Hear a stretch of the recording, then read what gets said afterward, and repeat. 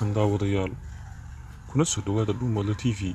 waxaan warbixintan ku eegi doonaa booliska degmada Afgooye oo soo qabtay shabakada ka ganacsata carruurta. waa arrin la yaab leh markaad fiiriso lacagta laga siisanayo qof Soomaaliyeed qof kale. lacagtu waa $500. qofku waa qof nool oo soconaya, luga leh, gacmo leh, hadlayana. waa carruur yar oo mustaqbalkiisu wanaagsan yahay haddii aad u fiirisid dhinaca nolosha. degmada Afgooye gobolka Shabeellaha Hoose waxaa saaka lagu soo qabtay 2 qof oo ka tirsan shabakada ka ganacsata carruurta. booliska degmada Afgooye ayaa soo bandhigay 2 rag ah oo ay ku sheegeen shabakada ka ganacsata carruurta inay kamid ahayeen, laguna soo qabtay faldambiyeed ay ka mid yihiin waxyaabaha ammaanka duuriya iyo weliba carruur yar oo ay kaxaysanayeen. boolisku waxay sheegeen inay soo qabteen hal shakhsi oo watay waxyaabaha ammaanka duuriya. shakhsigaasi oo la geeyay saldhigga booliska kadibna baaris lagu sameeyay. waxay sheegayaan boolisku in lambar oo soo wacay telefoonka shakhsiga baarista lagu hayay, hase yeeshee lambarkaasi uu sheegay inuu hayo carruur yar.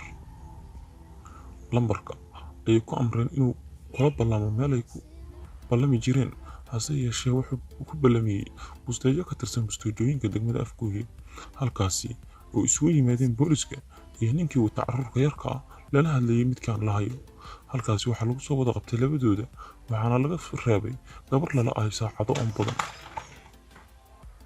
boolisku waxay sheegayaan inay labadan shakhsi soo qabteen ka qaadeen waraysi kala duwan, waxayna sheegeen halka shakhsi ah u hadlay inuu sheegay in halkii qof ku bedelan jireen $500. hadda waa 500. waa qof bini aadam oo 500 lagu bedelanayo.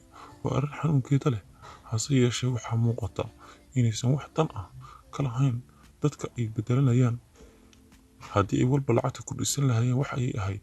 lacagtu waa wax aad u yar oo basiida markii loo fiiriyo. shabakadu waa shabakad isku xiran sida la sheegayo, waana shabakad weyn, hase yeeshee raggani waxay sheegeen in shakhsiyadooda $500 carruurkii lagu siiyo. waa arrin mucjiso oo la soo gudboonaatay Soomaaliya.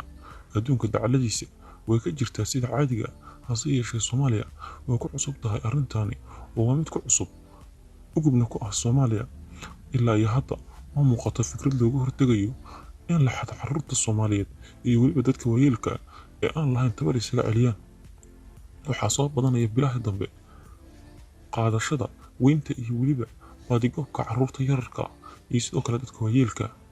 ugu yaraan halkii bil waxaa la waayaa 100 qof oo iskugu jira yaryar iyo waaweyn. ilaa iyo hadda dadaa waxaa jira aan la ogeyn ilaa iyo hadda meel lagu sheego. shabakada lagu qabtay degmada Afgooye waxaa ka horreeyay shabakado kale oo lagu qabtay magaalada Muqdisho. shabakadahaas ilaa iyo hadda baaris ayaa ku socota, lagana soo saarin wax natiijo ah. ka hortagga shabakadahan waa arrin aad u halis ah, hase yeeshee waxay u baahan yihiin foojignaan dheeri ah iyo weliba in xirfado kale lala soo baxo si looga foojignaado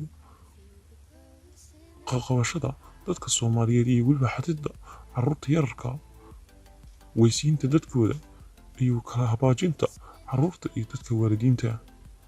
booliska oo gacanta ku soo dhigay waxay sheegeen inay baaris xoog leh ku hayaan, ayna natiijada saxda ah ka keeni doonaan dhawaanahan, kana soo saari doonaan war saxaafadeed